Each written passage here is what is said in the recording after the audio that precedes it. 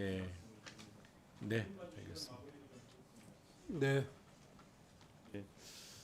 그 이제 행안부하고 경찰청하고 지금 이제 AI 관련해서 말씀을 좀 드리겠는데요. AI는 이제 정부 혁신에 있어서 매우 중요한 유용한 도구라고 생각됩니다.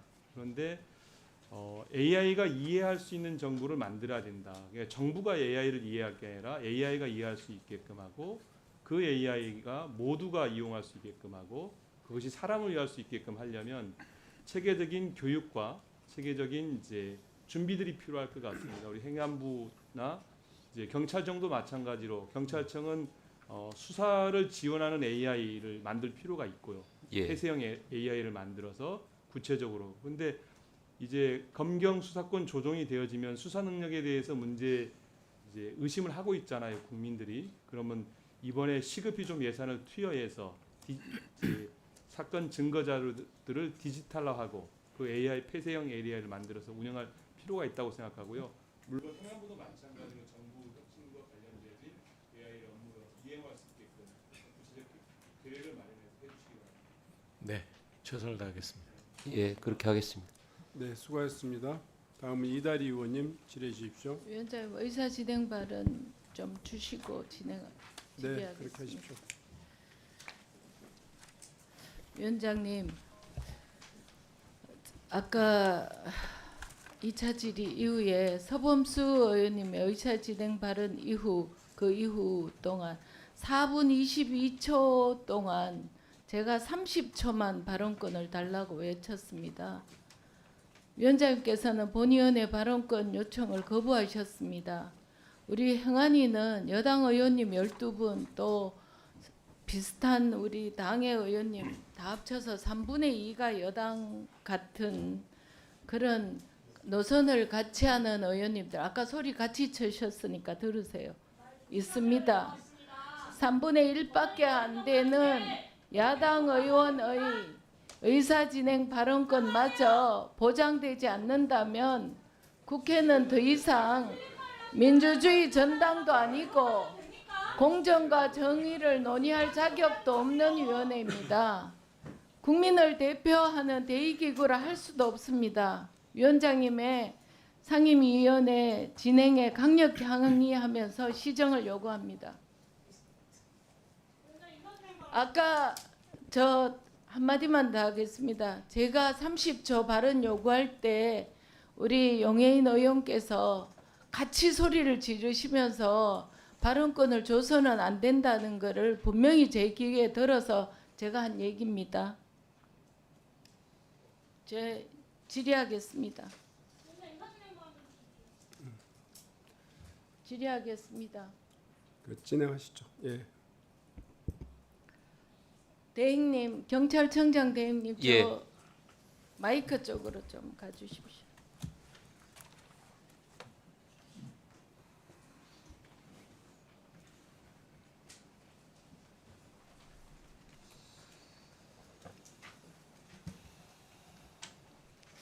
제가 이번에 국정감사 경찰청 본청부터 하니까 여성 간부들이 배석한 분이 한두 분 계시고 경남에서는 한 분도 안 계셨어요.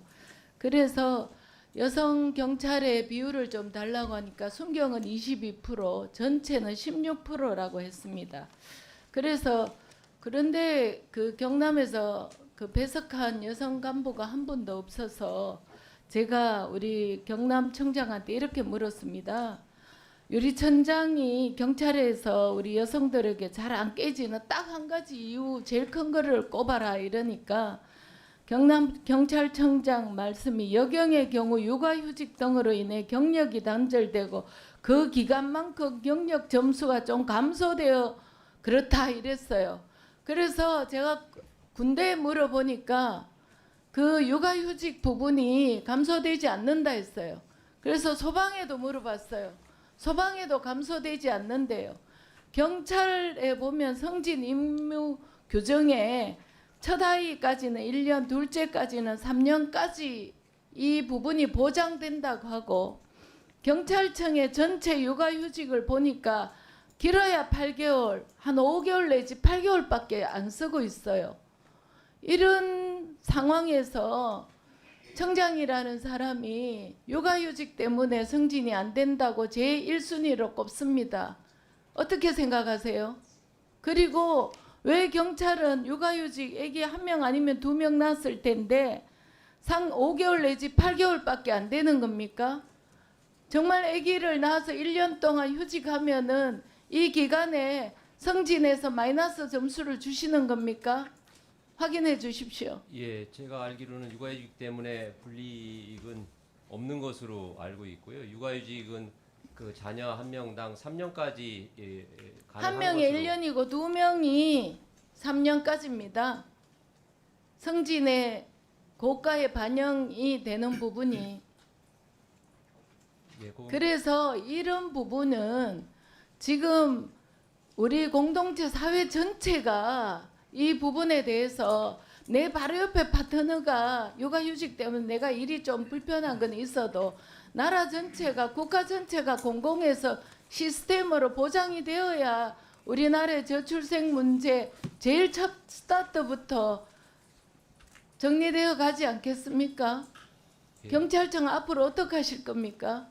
예, 제가 알기로는 육아휴직 때문에 그 인사상 불이익은 없는 것으로 알고 있는데 혹시 불합리한 점이 있다면 바로 잡도록 하겠습니다.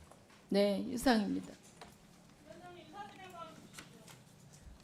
네, 짧게 해주십시오.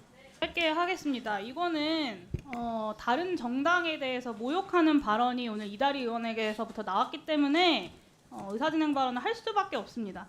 아까 그 상황은요. 국회법 제110조 2항에 따르면 의장이 표결을 선포한 후에는 누구든지 그 안건에 관하여 발언할 수 없다고 되어 있습니다. 그래서 표결을 진행 중이었기 때문에 의사 발언을 할 수 없고 표결 절차를 마무리해달라고 말씀드린 겁니다. 제가 이 국회법 조항을 왜 알고 있냐면요. 예전에 공수처법 개정안이 국회에 올라왔는데 그때 국민의힘에서 공수처법 개정을 반대한다면서 이미 표결을 시작한 안건을 국민의힘 간사가 본회의장 앞으로 뛰쳐나와가지고 항의해서 표결을 중단시켰던 아주 황당한 일이 있었습니다. 그래서 제가 이 조항을 알고 있는 건데요. 이런 절차적인 것에서 문제 제기를 한 것인데 이걸 가지고 뭐 비슷한 당의 의원님 혹은 그런 노선을 같이 하는 의원들 저는 다른 정당의 노선에 대해서 어떻게 그렇게 말씀하실 수 있는지 모르겠습니다. 국민의힘은 그러면 극우 정당들이랑 정광훈 목사의 당이랑 같은 노선을 공유하고 있습니까? 제가 그렇게 말하면 기분 안 나쁘시겠어요? 할 말이 있고 하지 않아야 될 말이 있는 겁니다.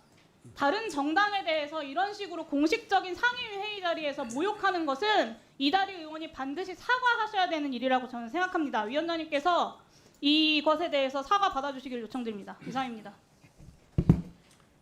자, 두 분의 의사는 충분히 들었으니까요. 사회자로서 이제 또 회의를 진행하도록 하겠습니다. 방금 전에 그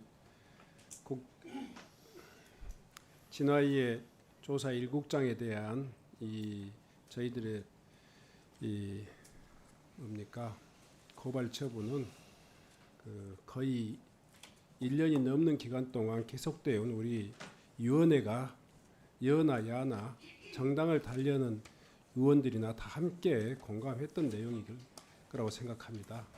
불가피하니 여러분들의 의사를 좀 더 원활하니 진행하지 못했던 것에 대해서 미안하게 생각하고요. 또 그런 결정을 하는 것이 최소한 국민의 대의기관으로서 국회가 그 증인으로 출석한 그런 피감기관의 또는 그 기관 증인에게는 마땅히 엄히 그 처분해야 될 그런 사안이었다는 것을 여러분들이 널리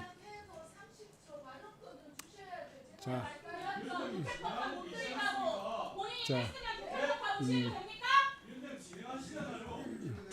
이제 그 정도 하십시다. 네, 네, 그 정도 하십시다. 네, 자, 예. 자, 영예인 의원님도 네.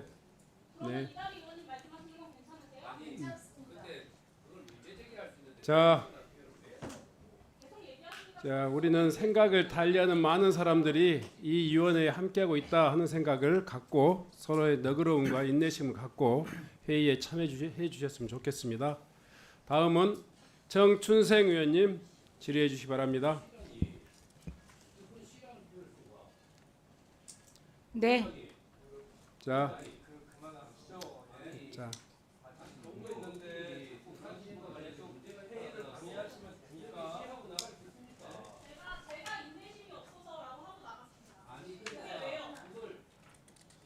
자,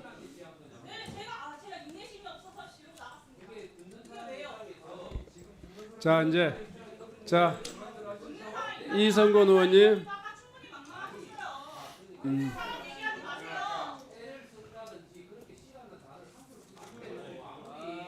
자. 위원장님 진행해 주십시오.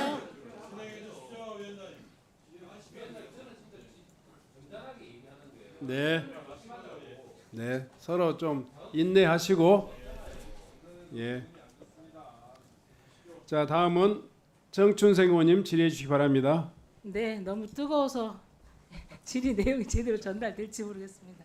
선관위 사무총장께 질의하겠습니다. 예, 네, 저는 현행 선거제도와 정치관계법 관련해서 우리 국민주권 정부에서 반드시 해결해야 되겠다 이런 의지로 질문을 드리겠습니다. 현행 선거제도와 정치관계법들이 지금 사회 곳곳에 여러 가지 이해관계들 그리고 정치적 다원성 이런 것들을 많이 위축시키고 있고 발현시키지 못하고 있다 이런 문제 의식에 대해서 동의하시죠? 예, 공감합니다. 예, 많은 내용을 해야 되겠 짧게 말씀을 드릴게요. 먼저 PPT 보시겠습니다. 네, 이거는 보면 지난 선거 2022년 지난 지방 선거에서 무투표 당선인 현황입니다. 생각보다 굉장히 많죠? 한 14% 정도 되는 걸로 알고 예, 있습니다. 12.5% 정확히 이렇게 예. 됩니다. 그래서 이거는 저는 유권자들이 선택한 이 무투표 당선인에 대해서는 유권자들이 선택한 정치인이라기보다 한 정당에서 임명했다고 봐도 무방하다. 그것이 그 지역 사회에서의 평가다. 이런 얘기들이 있습니다. 이런 문제 의식도 동의하시죠? 예, 예. 그런데 다음 PPT 볼게요. 예. 보면 그 양대 거대 정당의 당선인 비율이 2006년도부터 2022년 보면은 오히려 더 독과점 구조가 더 고착화되고 있는 구조 보이시죠? 예, 예, 이거 기초의원만 봤을 때 그렇습니다. 그래서 지방의원만큼은 왜냐하면 풀뿌리 민주주의를 실현하고 다양한 지역사회 현안들을 해결하기 위해서는 선거제도를 바꿔야 되겠다. 현행 선거제도는 이런 문제 개선이 안 되거든요. 더 잘 아시죠? 그래서 3, 5인 지방 중대선거구제로 가야 된다. 그런 공직선거법도 개정을 해놓은 상태입니다. 그러니까 우리 조국혁신당이 같이 했지만 진보당 그리고 사회민주당도 함께 발의했기 때문에 5월 정기국회 때 좀 개선을 해서 내년 지방선거 때 적용할 수 있도록 그렇게 했으면 좋겠습니다. 또 하나 그리고 2018년 경북 상주시장 선거를 보면 6명의 후보가 나왔어요. 그런데 25.65%로 당선이 됩니다. 결과적으로는 유권자의 4분의 1의 지지를 받고 당선이 되는 케이스거든요. 이 역시도 유권자들의 수용성이 많이 떨어질 수밖에 없기 때문에 이분이 지방자치단체를 운영함에 있어서도 힘이 실릴 수 없다. 그래서 결선투표제 도입도 필요하다고 보는데 어떻게 생각하십니까? 지방선거의 결선투표제 도입을 말씀하신 건가요? 고민을 해보시고요. 한 가지만 더 말씀을 드릴게요. 선거제도뿐만이 아니고 정치자금이 문제예요. 보면 거대 양당이 지금 86.29%를 배분받고 있어요. 근데 올해 대선이 있었죠. 예, 다음 PPT 볼게요. 그렇게 보면 결과적으로 93%가 양당의 배분이 되고 있습니다. 소수 정당에도 어느 정도 정의롭게 배분이 돼야 정책 연구도 하고 정치인지도 양성을 하고 선거 준비를 하고 기본적인 정당 활동도 할 수 있는 거 아닙니까? 그래서 이 정치자금법 개선안도 저는 2016년 선관위가 냈던 그 안대로 그대로 냈습니다. 그러면 다른 소수 정당이 골고루 현재보다는 한 2배 정도. 그래봐야 다 합쳐봐야 얼마 안 됩니다. 그러니까 적어도 이 정도까지 가야 된다 이렇게 생각하는데 선관위 입장에서 어떻게 네, 저희도 그래서 16년, 21년 두 번에 걸쳐 개정 의견을 제출을 했고요. 그 혹시 뭐 청구가 된다면 독일의 국고보조금 지급 방식 정당 수입과 득표수에 비례해서 지급하는 매칭 펀드 방식도 한번 검토해 볼 만하다 그런 말씀을 드립니다. 네, 수고하셨습니다.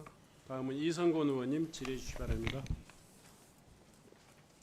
네, 윤호준 장관님과 오늘 수감 받으시는 네. 이 뒤에 계시는 분들 다들 늦은 시간까지 수고 많고 감사하다는 말씀을 특히 오늘 공식적인 기관 정인의 명단에 안 들어와 있는데 끝까지 자리를 지키고 있는 국가정보자원원의 원장님께도 또 감사하다는 말씀을 드립니다.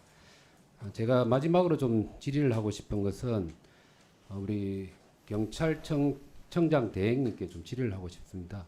형사사법 체계가 근본적인 변화를 앞두고 있습니다. 청장님 예. 맞지요? 예, 그렇습니다. 좀 솔직히 저는 경찰이 혹은 검찰이 누가 수사를 잘하느냐 비교하는데 별 관심이 없습니다. 그런데 사실 지금까지는 검찰과 경찰이 상호 견제도 하고 상호 협력을 하면서 수사의 어떤 균형이 이루어져 왔는데 지금 한 축이 없어지게 됩니다. 그럼 한 축으로 무게중심이 이동이 되는데 과연 그것을 잘 감당할 수 있을까라는 게 제 의문점이고 이번에 지방국감을 통해서도 그것을 지역에서 좀 확인을 해왔는데 청장 대행님 예, 자신 있습니까? 예, 자신 있어요? 예, 예, 얼마 전에 9월 1일자로 국수본부장님이 기자간담회 때도 그런 자신감을 좀 피력을 했고 현재 검경 간의 수사 보안에 관련된 시스템에 대해서도 설명을 했습니다. PPT 한번 넘겨봐 주시죠. 네, 보면은 10중 통제 프로세스라고 해서 여러 가지 설명을 기자들한테 했거든요. 이것만 보면 기존 체제에서도 경찰이 아주 수사 능력이 뛰어나고 잘할 수 있다라고 얘기를 했고 저도 신뢰를 하고 싶습니다. 그런데 그 다음 페이지 한번 봐보시죠. 제가 다닌 그 국정감사 지역입니다. 경찰청, 지방경찰청마다 제가 확인한 게 뭔가 하면 경찰이 가지고 있는 법적인 지식이라든지 그 다음에 또 수사 능력과 관련된 문제들이 상당히 좀 많았습니다. 뭐 설명을 일일이 들으기 좀 너무 어려울 정도로 내용이 많은데요. 예를 들면 서울 같은 경우 보면 불법 대부업으로 관련해서 108명이 수사에 관련되어 가지고 이렇게 검찰에 그 송치를 했는데 경찰이 보안 수사를 요구했는데 나중에 보면은 3명만 또 기소 의견으로 해요. 그래서 다시 검찰이 재수사를 요청하고 지금 재수사를 하고 있는 상황이고 그 외에도 지역별로 상황이 많습니다. 그래서 제가 말씀드리고 싶은 것은 어쨌든 국민이 신뢰할 수 있는 수사 역량을 갖추고 있는가에 대한 의문이 좀 들고 있어요. 사례는 설명하지 않겠습니다. 다음 PPT 넘어가면 제가 강조하고 싶은 건데요. 1차 처음에 첫날 국정감사 때 제가 현직에 있는 민생을 담당하고 있는 검사를 참고인으로 불러서 요청한 내용들입니다. 한 번 더 봐주시고 수사가 지연되고 처리 절차가 복잡해지면 국민들에게 피해가 돌아간다라는 얘기를 했어요. 그래서 이 부분에 관련해서 제가 경찰에 좀 요청을 드리고 싶은 것은 검찰청이 폐지되고 난 다음부터 1년 뒤죠. 경찰청이 폐지되고 나면 경찰청의 수사가 집중이 될 텐데 그 1년 기간 동안에 경찰청이 수사를 제대로 할 수 있는 역량을 키울 수 있는 종합적인 대책을 마련해야 되겠다라는 말씀을 예, 시장 대행님께 말씀을 드리고 싶고요. 두 번째는 장관님께 말씀을 드리고 싶습니다. 네. 국무총리실에서 체육부가 마련되어서 방안을 마련하겠죠. 근데 꼭 현직에 있는 민생검사가 요청한 것처럼 보안 수사권이라든지 보안 수사 요구권들이 단체에 되어서 함께 협력하고 보완할 수 있는 구조를 마련할 수 있도록 의견을 내달라는 말씀을 드리고 싶습니다. 그거는 양쪽이 다 마찬가지라고 생각하는데요. 경찰이나 또 수사기관에서 열심히 수사해서 기소해달라고 보냈는데 기소를 안 하는 경우가 있어서는 안 될 것이고요. 그다음에 마땅히 수사해서 범죄 행위를 밝혀내고 기소로까지 와야 되는데 수사가 제대로 이루어지지 않는 이런 일도 있어서는 안 됩니다. 이 두 가지를 다 막아야 된다고 생각합니다. 상호 결핍이 존재하기 때문에 상호 견제와 보완이 시스템적으로 있어야 된다는 걸 제가 얘기를 드리는 겁니다. 맞습니다. 예. 그걸 염두에 두시고 그다음 마지막으로 딱 죄송합니다. 시간을 뺐어요. 청장님 예,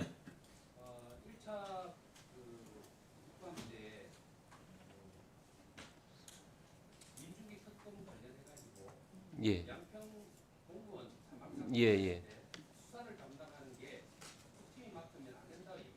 예, 예.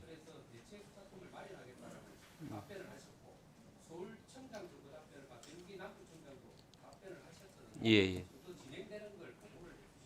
예, 예. 그렇게 하겠습니다. 지금 예, 그 변사 사건 처리는 양평서에서 사인과 사고 원인 규명을 하고 있고 그 나머지 그 직권 강요라든지 이런 그 직권남용 부분에 대한 고발이 들어와서 그 건은 그 종로서에 배당이 돼서 종로서에서 수사를 하고 있습니다.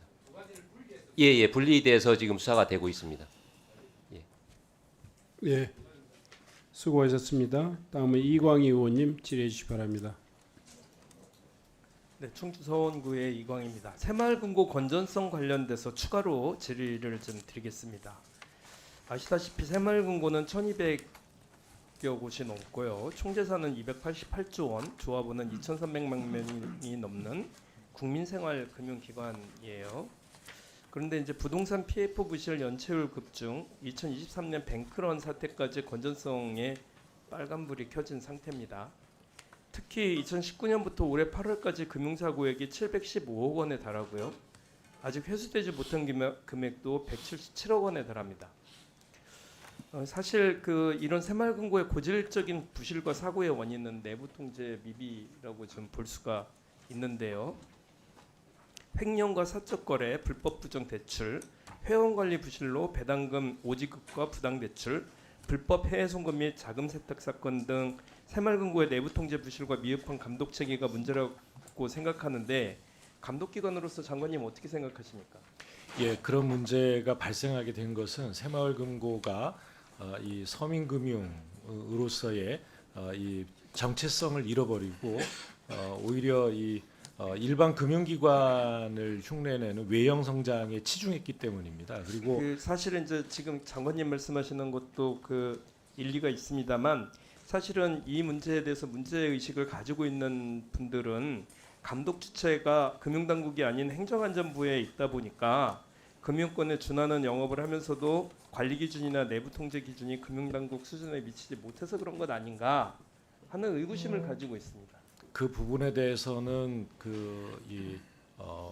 2년 전입니까? 2년 전에 새마을금고에 대한 금융감독 체계를 보완을 해서 행정안전부와 금융위원회가 이 공동 감독을 하고 있습니다. 이제 그런 의미에서 새마을금고가 자산관리회사 설립하고 부실자산관리도 본격적으로 시작을 했는데요.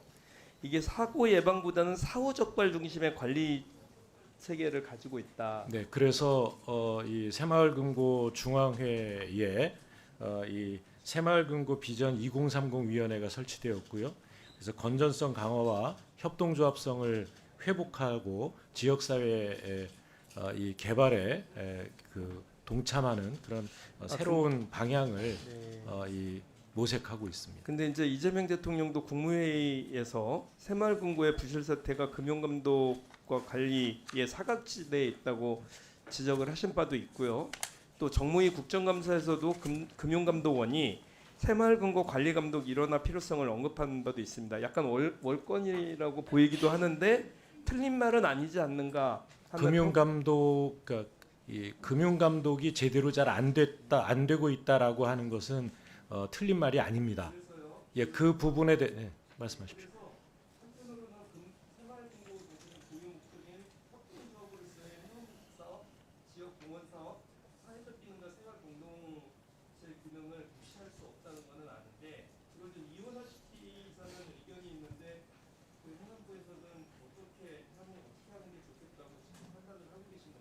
대한민국의 NH은행 같은 은행이 하나 더 필요한 것은 아니라고 생각합니다. 그 새마을금고가 MG은행이 되는 것이 해법이라고 생각하지는 않습니다. 존치의 문제가 아니고요. 지금 문제를 발생시켰던 PF 대출이라든가 그다음에 이제 금고 간의 공동 대출 사업 이런 부분들에 대한 엄격한 규제와 관리 감독이 필요하다라고 보고 있습니다. 엄격한 관리를 하는 시스템을 만들도록 하겠습니다. 네. 다음은 이상식 의원님. 예, 다들 질의해 수고 주시기 많으십니다. 뭐 여러 가지 짤막한 질문들을 하겠습니다. 장관님, 국가수사본부장 저 직이 인사청문회 대상직에 포함시키면 안 됩니까? 중요성이나 뭐 정무직이 아니기는 하지만은 꼭 거기에 형식적인 논리 맞지만 뭐 하는 중수청도 지금 청문회를 한다고 하는데 인사청문회를 그것도 한번 생각해 봄직하다고 생각합니다.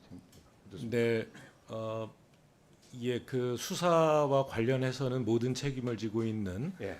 이 아주 그 중요한 위치이기 때문에 그럴 필요성도 있다고 생각합니다. 왜냐하면 2년간 임기도 보장되어 예, 있기 수사의 때문에. 공정성, 네, 예, 네, 중립성 차원에서 한번 생각해 보시고요.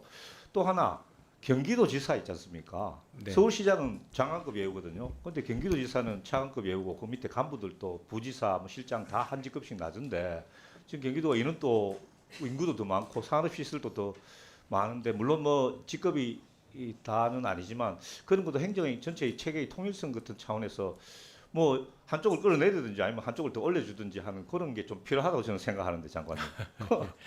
그 부분 그냥 생각 화제의 그거를 한번 드리는 겁니다. 뭐이 저 행안부 차원에서 무슨 의견을 이야기할 만한 사안은 아닌 것 그런가요? 같습니다. 나중에 그러면은 뭐 한번 좀 한번 생각해 보시죠 뭐. 우리 혁신처장님, 저번에 그 공무원 복종 의무하고 네네. 그다음에 그 공무원이 형사처벌 받아가지고 나중에 사면됐을 경우에 네. 지금은 연금 2분의 1밖에 못 받는데 네. 온전히 받을 수 있도록 하는 거에 대해서 뭐 좀 그때는 긍정적인 뭐 저게 생각이 있을 것 같은데 뭐 좀 더 추가로 좀 생각해 보신 게 있습니까? 아직 결론은 내지 못했습니다. 아니 뭐 결론을 내다는 게 아니고 하여튼 검토는 하고 계시는 거죠. 네네네. 저기 복종 의무도 그죠? 네, 지금 거의 완성이 돼서 예. 그 조금 더 협의할 게 있고 예. 그래서 조금 늦어지고 있습니다. 알겠습니다. 우리 서방청장 대행님, 예. 예, 제가 이제 지방청 국감을 쭉 가보니까요, 그 서방청의 그 인력과 장비가 서방 수요에 맞게 설계가 되어 있는지 이런 점에 대해서 약간 좀 의아심이 생기는 게 일단 세종시 같은 경우에는 정부종합청사가 있고 굉장히 중요한데 그 헬기가 하나도 없어가지고 예. 제가 그때 헬기를 하나 뭐 우리가 우리가 도와드릴까요 하니까 그 서방 본부장은 뭐 별로 그렇게 썩 반가워하지 않던데 제가 보기에는 그런 게 필요할 것 같고요. 지금 또 119 중앙구조단이지 않습니까? 구조본부가 있습니다. 구조본부 예. 대구 달성에 있잖아요. 그렇습니다. 그 소방 수요나 이런 걸 생각하면은 그 전국을 커버하는 거지 않습니까? 그렇습니다. 그 위치가 소방 수요가 하면은 조금 더 위쪽으로 북상시켜야 되는 게 아닌가 하는 생각이 드는데. 수요를 감안해서 여러 가지 다각도로 아니, 그러니까 검토하겠습니다. 생각할 그걸 드리는 겁니다. 그리고 강원도 같은 경우는 주로 이제 대형 화재나 이런 게 영동 지역에 발생하는데 거기도 보니까 헬기가 하나밖에 없고 뭐 굉장히 오래된 거고 그게 멈추면은 또뭐 그 영동 태백산맥을 넘어보고 가는 것도 굉장히 힘든데 제 경우상 근데 그런 면에서 소방 전체 인력과 장비를 한번 재배치할 걸 한번 고민해 봅시다 하는 그런 말씀입니다. 의원님 잘 알겠습니다. 예. 예. 네, 다음은 이해식 의원님 질의해 주시기 바랍니다. 예, 서울 강동구의 이해식입니다. 장관님, 대통령께서 이 지방 타운홀 미팅을 네. 한 5차례 했죠. 예. 최근에는 이제 대구를 가시고 그 타운홀 미팅을 할 때 이제 국가 균형 발전을 아주 강조해서 말씀을 하십니다. 그리고 또 하나 좀 특별하게 느끼는 것은 서울에서부터 거리가 먼 곳부터 더 이렇게 지원을 하자. 네. 차등적으로 지원하자. 그런 네. 얘기를 수차례 하고 계시고 또 이제 이런 우리 행안부에서 지방자치단체를 지원하는 데 있어서 그런 것을 하나의 제도화하는 노력을 지금 하고 계신 거죠. 네, 그렇습니다. 예. 근데 이 읍면동 자치와 관련해서 대통령 말씀과 좀 결부를 시키면은 이 읍면동 자치라고 하는 것을 한꺼번에 하기가 굉장히 좀 어렵고 그렇다면 결국 그 도시 지역의 동보다는 인구가 줄어드는 면 단위 뭐 읍보다도 사실은 면부터 시작하는 게 좋지 않겠나 이런 생각이 들거든요. 우리나라가 지금 면이 이 1176개가 있는데 우리 지금 지방 소멸 대응 기금 있잖아요. 네. 지방 소멸 대응 기금은 뭐 지금 거의 한 6년째 5년 6년째 지금 하고 있는데 거의 성과가 4년째. 4년째입니까? 네. 거의 성과가 지금 나지를 않고 또 제도적으로 문제가 있다 이런 평가를 받고 있는 거 아니겠어요? 근데 이제 그냥 이건 하나의 예인데 만일에 그 지방 소멸 대응 기금 1조를 1176개 면에다가 준다 그러면은 한 개 면에 10억씩 줄 수가 있어요. 1000개 잡으면. 네. 그러면 1년에 1억씩 주는 거거든요. 한 달에 1억씩. 근데 잘 아시다시피 이 면은 자치단체가 아니잖아요.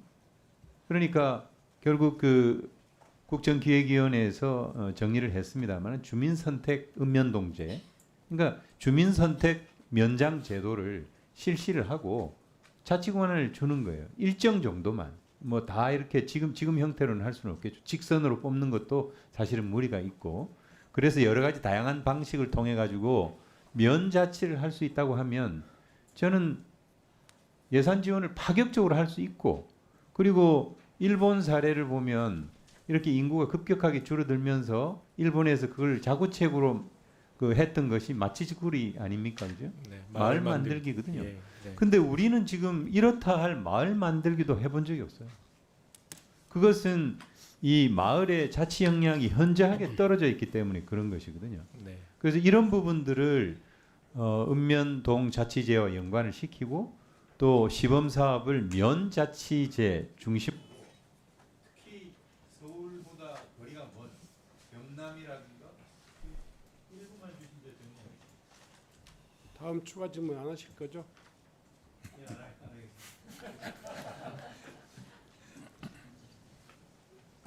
그래서 면 지역에서부터 시범 실시를 네. 하면 어떤가.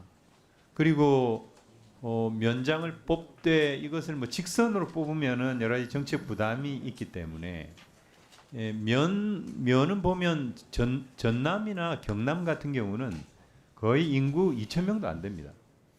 그러니까 어떤 중론을 모아내면은 얼마든지 이 민간 출신의 자치면장을 임명할 수가 있고, 사무관으로 보하는 면장은 부면장을 시키든지 아니면 그냥 행정면장 이렇게 공동면장제를 하든지 얼마든지 아이디어가 있을 수 있거든요. 그래서 이런 자치 역량을 좀 강화시킬 필요가 있다. 그리고 또 사실 저희가 해오고 있는 것 중에 주민자치회라고 하는 제도도 그렇죠. 얼마든지 활용할 수 있습니다. 그렇습니다. 그래서 이제 그런 것들을 좀 더 활성화시키기 위한 방안으로서 면자치부터 먼저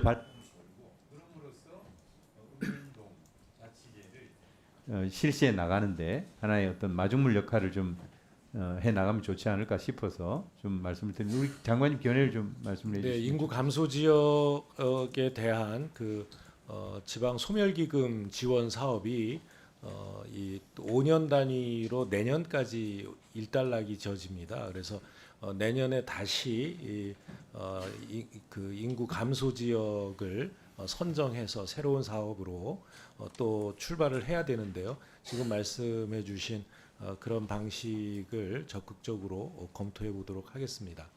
네. 예. 수고했습니다. 다음은 최현일 의원님 질의해 주시기 바랍니다. 네, 장관님.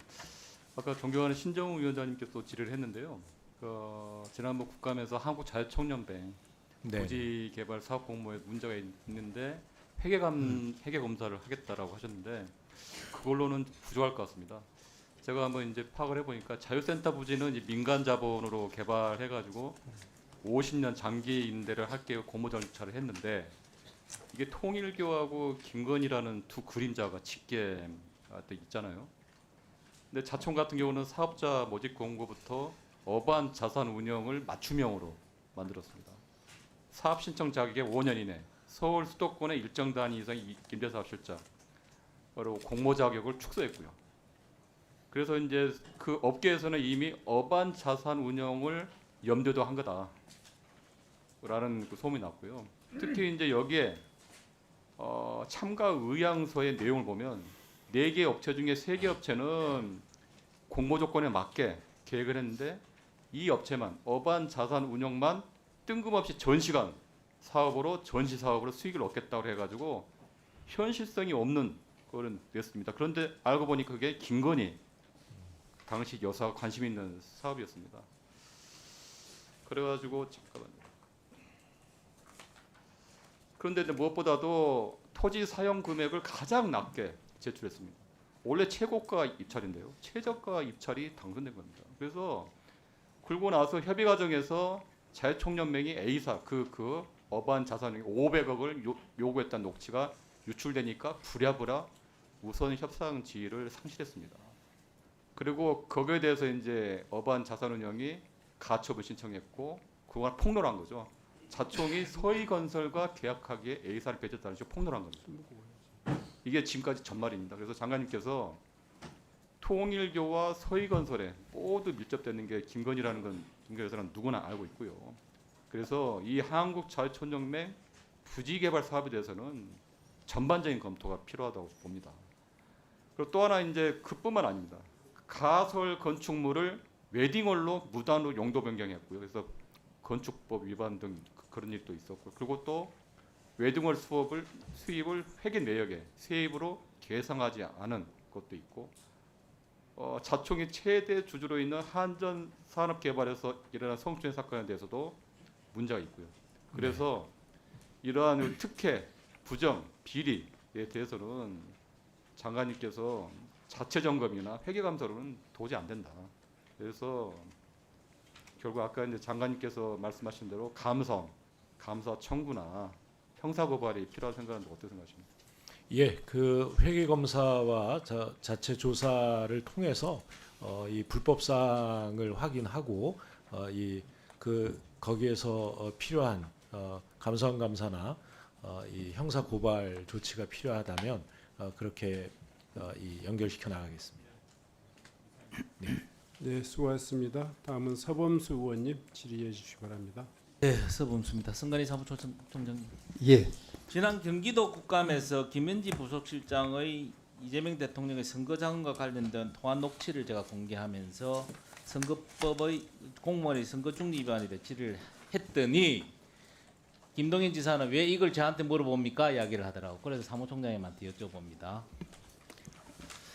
특히 그 해당 대하에서 이재명 도지사를 후보가 아닌 지사로 지칭하는 점에서 보면 그때 아마 경기도 공무원 재직 당시로 저는 추정을 하는데 이 부분에 대해서 선관위 차원에서 조사할 필요가 있다고 하는데 어떻습니까? 당시 그 통화 녹음 공개 내용을 보면 뭐 시기, 장소, 행위자 이런 부분이 특정된 부분이 없어서 특정이 안 됐으니까 한번 조사를 해봐요. 언론 보도 내용만으로는 저희가 하긴 어렵다고 그렇게 판단을 하고 있습니다. 언론 보도가 나오면 조사를 해보고 특정이 될지 안 될지는 조사를 해봐야 특정이 될지 안 될지를 알지 않습니까? 그래서 저는 모르겠습니다. 김현지 씨가 그 부수실장이 정권 실세인지 아닌지 저는 모르겠어요. 그런데 분명히 이재명 대통령의 측근인 거는 맞는 것 같고, 그래서 이런 부분을 좀 묻혀버리면 또 다시 선관위의 신뢰 문제가 나올 수 있다. 그래서 총장님께서 말씀하신 특정 시점, 특정 장소가 되지 않았기 때문에 조사하기 어렵다. 그걸 조사를 한번 해보시라고요. 그래서 조사한 결과 특정 시점이나 특정 장소가 안 나오면 하는 건 오케이 수용을 합니다. 어떻습니까? 근데 의원님, 저희가 그 조사를 할 때는 선거법 272조 여기에서 어떤 구체적 혐의가 있을 때 조사권을 발동을 하고 조사를 하게 되는데요. 알겠습니다. 예. 네. 그 경찰청장 대행님, 예. 잠시만 저 하고 얼굴 좀 보면서 이야기합니다. 예. 1분 남았는데.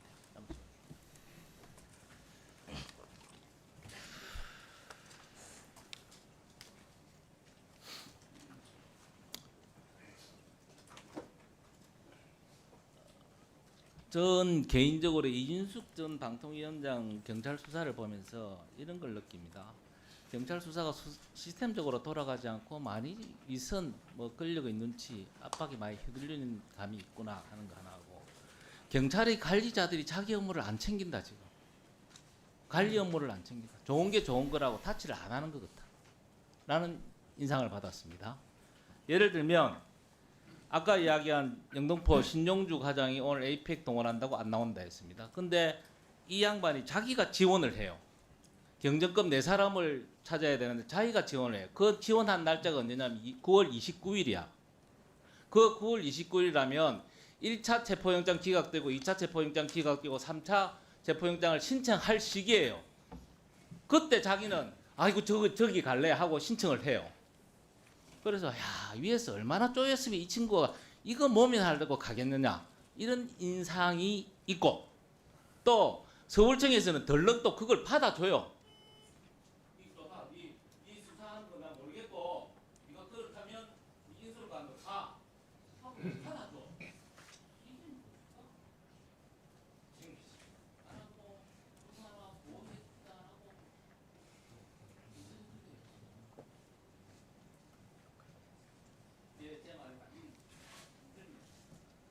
제가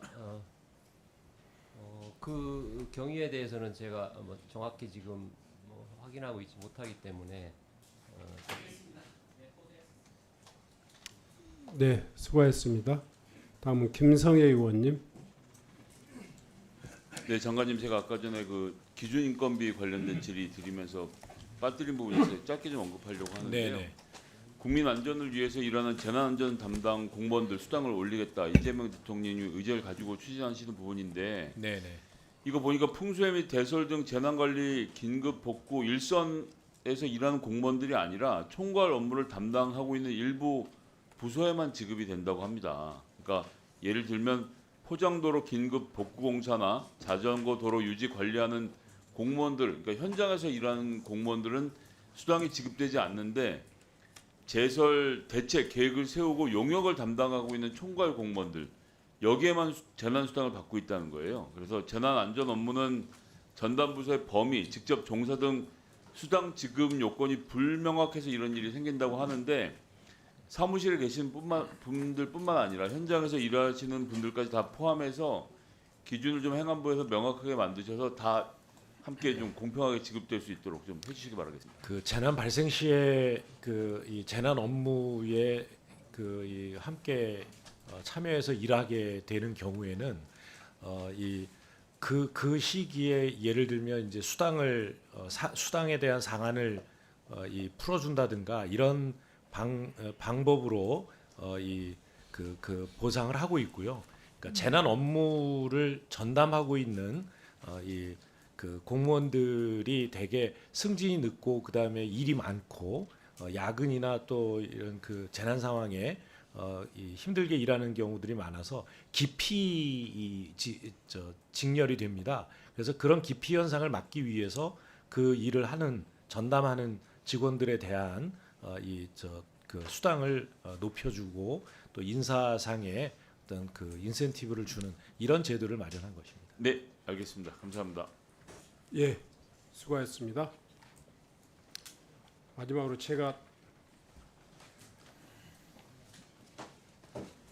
또 있습니까? 혹시 예. 그러면 제가 좀 먼저 하고 그렇게 하겠습니다.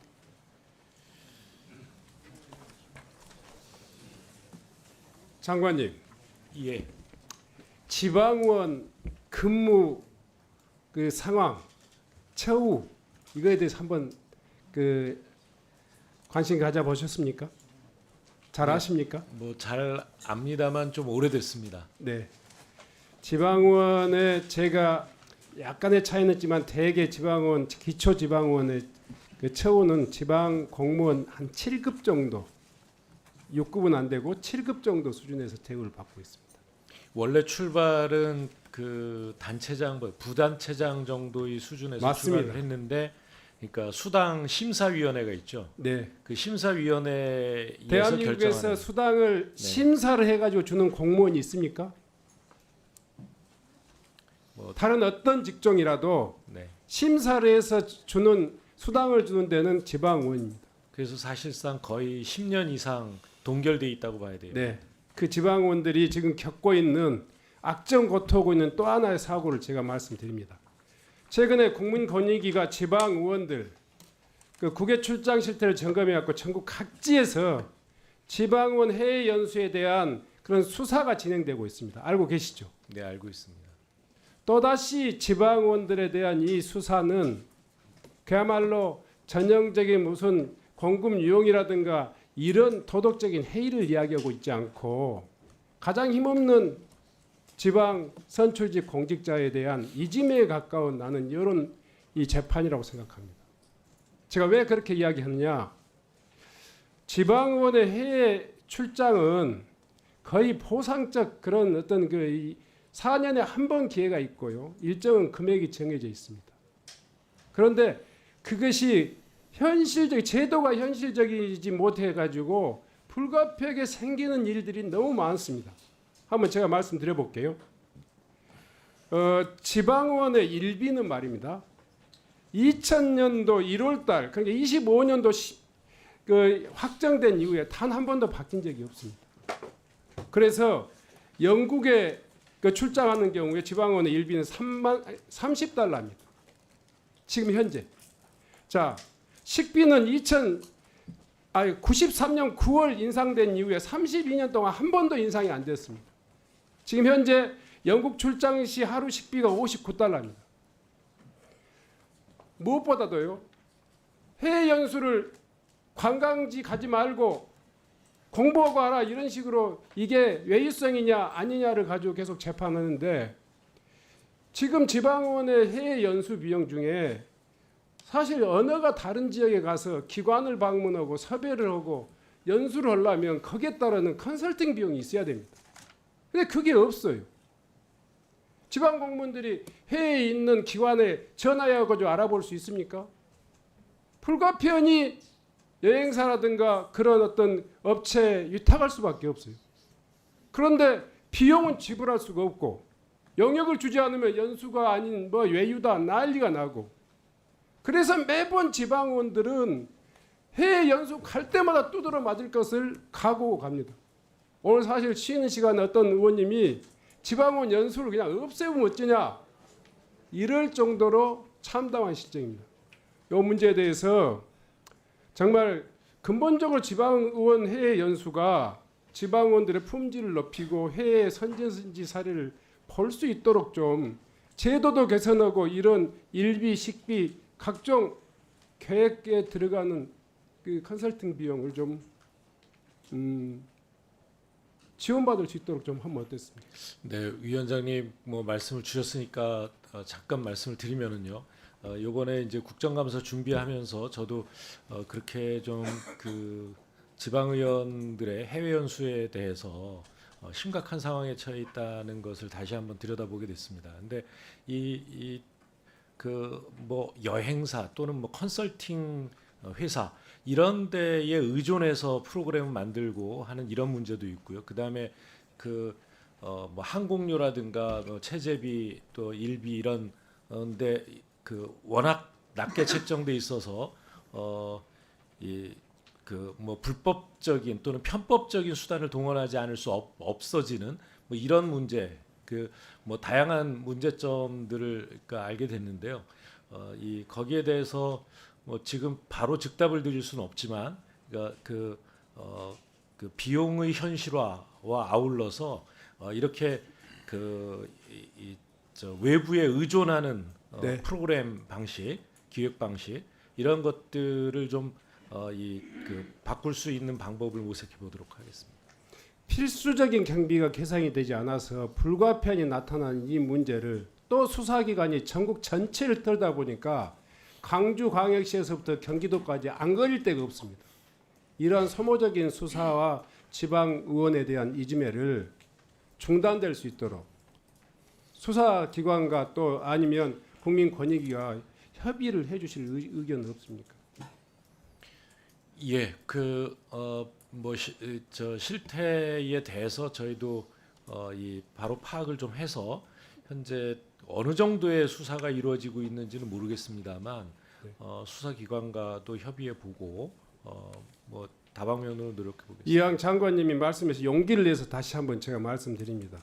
아까 지방의원을 부단체장급으로 시작했다 이렇게 표현하셨는데 지방의원의 처우 개선을 통해서 지방자치의 품질을 높여야 된다라는 그런 현실적인 문제를 그 뜨거운 감자처럼 아무도 손대지 못하고 있습니다.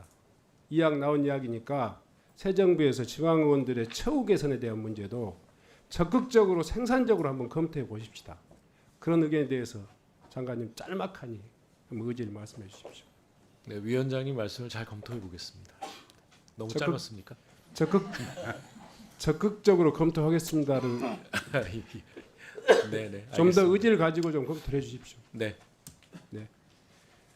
제가 드릴 말씀이 많은데 너무 흥분해 갖고 시간이 많이 잡아먹어 버렸습니다. 예. 마지막으로 추가 질의하실 분 계십니까? 손 한번 들어보십시오. 네. 예. 잠깐만요. 하나, 둘, 셋. 네. 예, 거동진 의원님 시작해 주십시오. 2분 정도 하실까요? 3분씩입니까? 예, 3분씩 하십시오. 3분은 넘지 않도록 해주십시오. 예, 예. 네네. 허철은 그 사무총장님? 예. 자, 현행 선거관리위원회법 따르면 시도 선거관리위원회 상임위원 자격 요건은 고위 공무원을 비롯해 법조인, 교수 등으로 열려 있죠. 예, 그렇습니다. 근데 화면을 한번 보시면 지난 10여 년간 임명된 시도 선관위 상임위원 17명 전원이 선관위 내부 출신 인사로만 채워졌어요? 예, 맞습니다. 예. 지금까지 외부에서 채용된 사례가 없다라고 그러는데 결국 이게 이제 법조항이 유명무실하게 운영되고 있는 게 아닌가. 또 선관위에 이 폐쇄적이고 배타적인 조직 문화가 아닌가라고 하는 우려들이 있습니다. 그 사무총장님 이러한 어떤 그 자기들끼리만 이렇게 나눠 먹는 이런 거로 인해서 국민 신뢰가 저해된다라고 하는 우려까지 있는데 덧붙여 말씀드리면 인터넷 선거보도 심의위원회 등 선거관리위원회 소관위원회 상황도 비슷해요. 이들 위원회 상임위원 자격 요건도 고위공무원을 비롯해 법조인, 교수 등이 포함되어 있지만 해당 직위에 외부 인사가 지명된 사례는 단 한 번도 없었다고 합니다. 맞습니까? 예, 그렇습니다. 사무총장님 이게 임명 과정에서 외부 인사 참여를 확대시키지 않는 뭐 특별한 이유가 있습니까?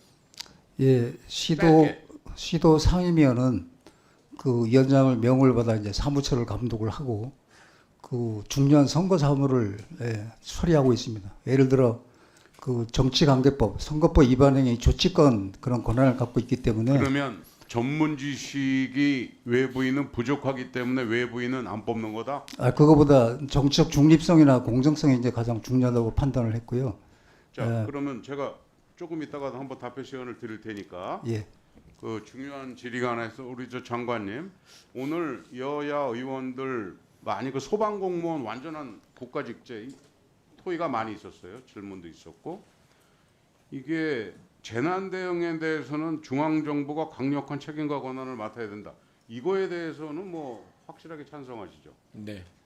근데 이게 재정, 조직, 인사 등에서 완전한 국가직제 전환을 이뤄낼 수 있는 이거는 어떻게 보면 국무회의에서 논의해야 될 사안인데 장관님께서는 이런 거를 한번 논의하고 추진할 의지가 있으십니까?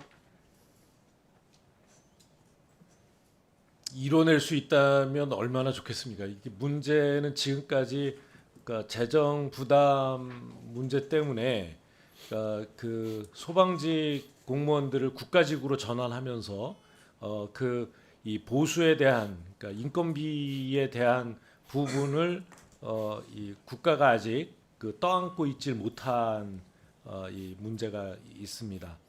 해결 방법을 찾으려면 이제 그러니까 소방직 공무원들에 대한 인건비를 지원할 수 있는 세원과 이런 것들을 확보를 해야 됩니다.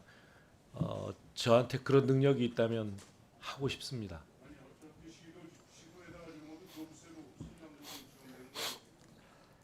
지금까지 이제 담배세 등 이런 여기에 이제 한 40% 정도를 지원을 하고 있는데요.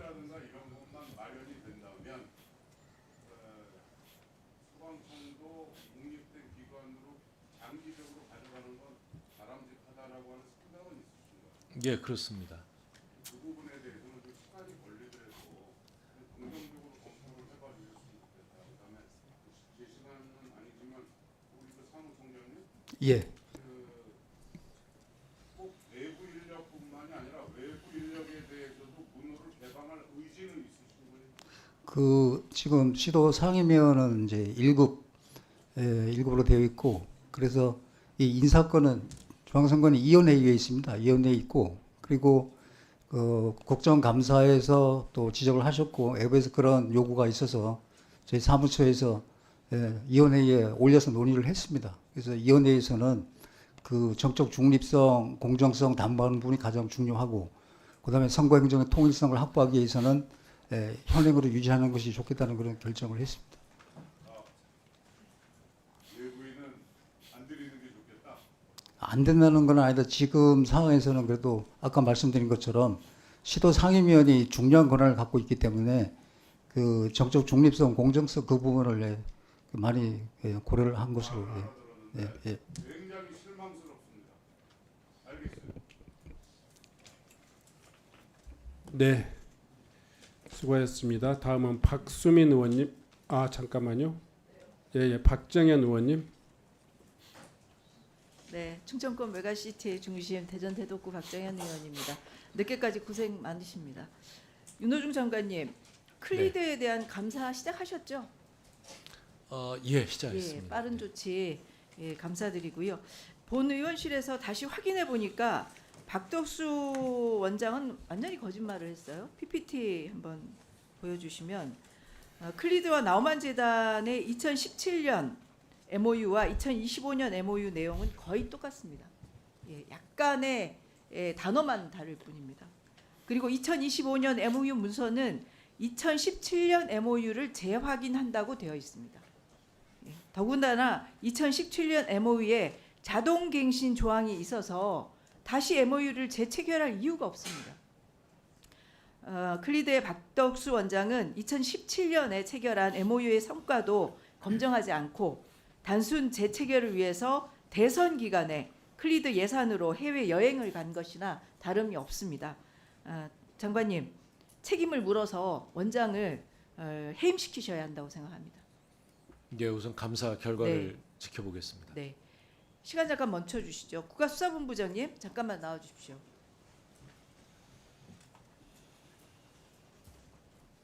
네, 본부장님.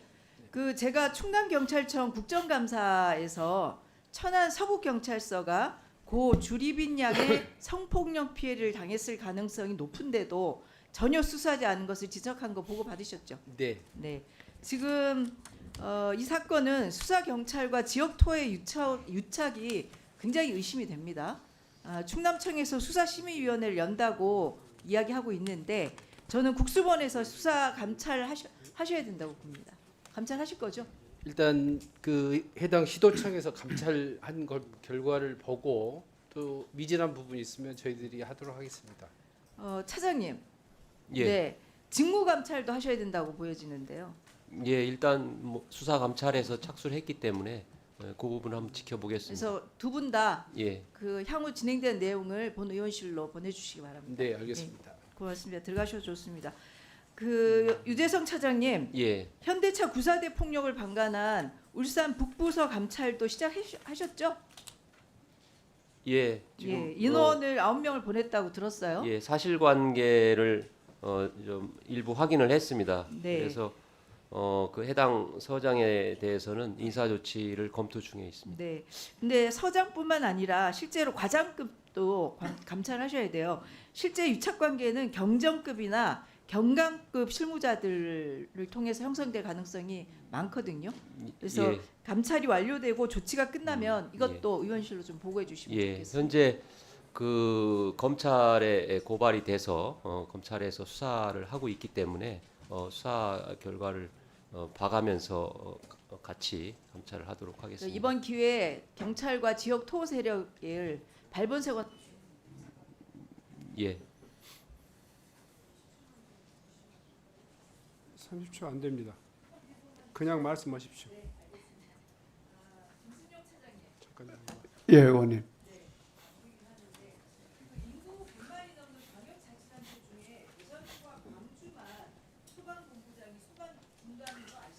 예, 알고 있습니다.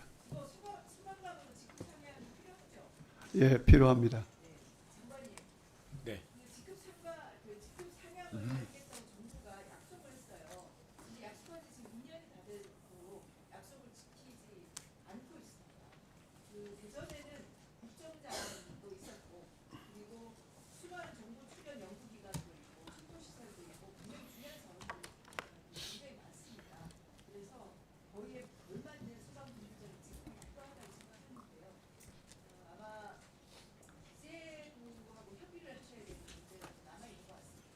네, 그렇습니다.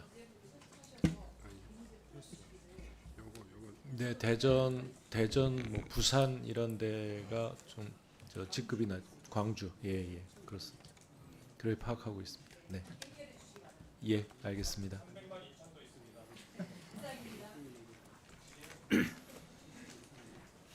수고하셨습니다. 다음은 박수민 의원님 질의해 주시기 바랍니다. 예, 감사합니다. 행안부 장관님, 저 PPT 좀 띄워주시고요. 소비 쿠폰 뿌리셨죠? 예, 집행하셨죠? 네. 예, 행안부랑 같이 지자체가 소비 쿠폰 집행하셨는데 뿌리지는 않았습니다. 네네네, 표현 네, 이해하겠습니다. 근데 신용카드에게 업무를 맡겼는데 신용카드사들이 1차 마케팅, 2차 마케팅비에 쭉 한 9개 회사가 쓴 게 더해보니까 45.8억인데 이 결제가 안 된 모양입니다. 그리고 시스템을 또 구축해서 또 이게 안내도 하고 해야 되는데 이 운영비도 카드사들이 다 부담했는데 결제가 안 됐다는 얘기가 있고요. 그리고 잘 이해하시겠지만 신용카드는 쓰고 나면 영업장에 신용카드 회사들이 선결제를 해줍니다. 그러면 실제 지불한 사람이 나중에 최종 지불을 해야 신용카드 회사들이 유동성 관리가 되는데 결제를 잘 안 해주시나 봐요. 그렇습니까? 네, 챙기셔야 되겠죠. 업무가 좀 깔끔하지 않은 것 같습니다. 아유, 당연히 이루어져야 된다고 봅니다. 정산 뭐 절차 때문에 좀 늦어지지. 아니요, 굉장히 늦어지고 있고요. 예산이 내려가는 것은 예산이 배정되면 지출의 권한을 할 수 있고 계약을 할 수 있고 지금 그 우리 계약에 차관 말씀이 예. 그 차관이 직접 말씀하실래요? 예, 말씀 좀 해보세요. 자치단체에서 잘 그때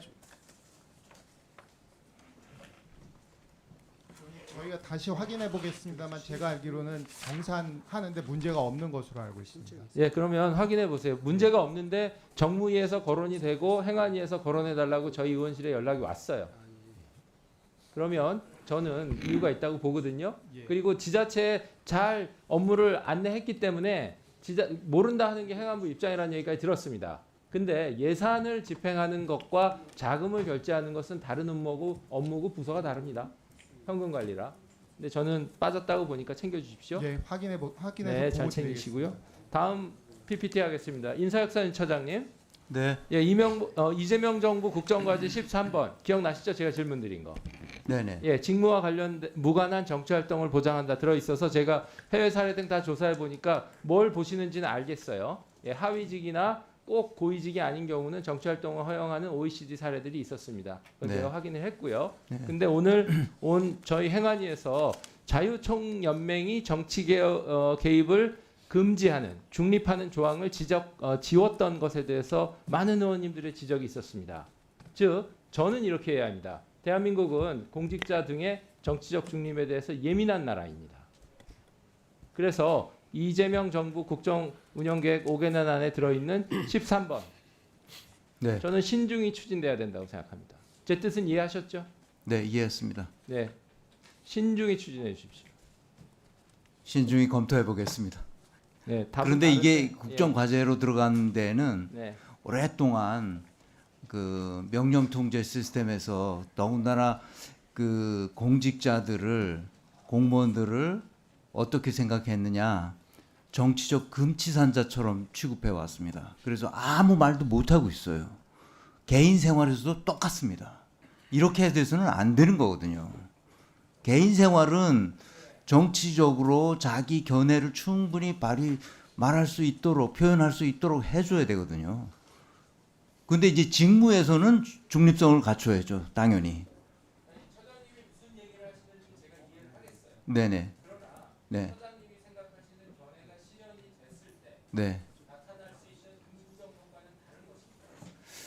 그러니까 네.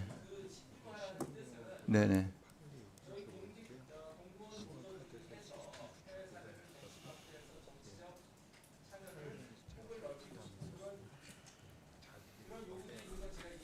네.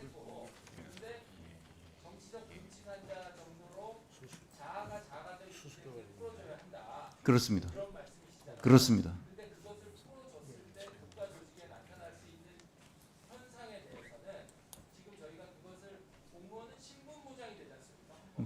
네.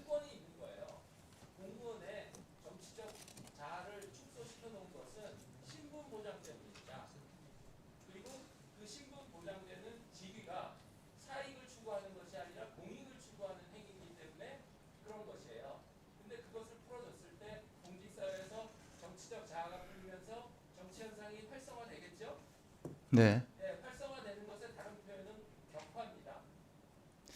저는 좀 생각이 다릅니다. 네. 네.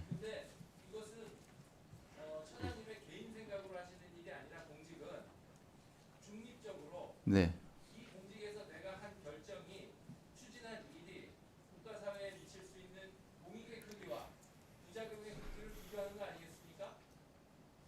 좀 길게 말씀드려도 될까요? 예, 아닙니다. 한 20초. 네, 20초. 네, 우리 그 한국 사회의 특징은 독립된 자율적 주체로 살아가지 못하고 있습니다. 그러니까 시루떡처럼 다 들러붙어 있어요. 그래서 패거리로 싸우고 있습니다. 이것을 다 뜯어서 다 독립된 자율적 주체로 각자 자기 일을 알아서 하는 방식으로 만들어주지 않으면, 조직을 그렇게 설계해주지 않으면 우리는 영원히 민주국가가 되기가 어렵습니다. 네, 정리해 주시죠.